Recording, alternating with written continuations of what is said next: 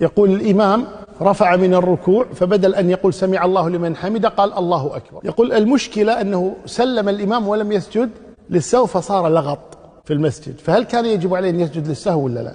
سجود السهو إما لترك ركن أو زيادة ركن، أو لترك واجب أو زيادة واجب.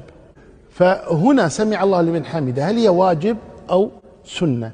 الجمهور قول سمع الله لمن حمده سنة، مذهب أحمد أن نقول سمع الله لمن حمده واجب.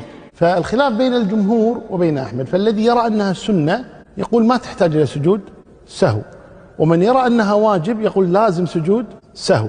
لكن قد صح عن النبي صلى الله عليه وسلم قال لكل سهو سجدتان، فعم الواجبات والأركان والسنن، والصحيح أنه كان ينبغي له أن يسجد طالما أنه وقع سهو، سواء كان في ركن أو في واجب وحتى في سنة، لكن على كل حال الصلاة صحيحة.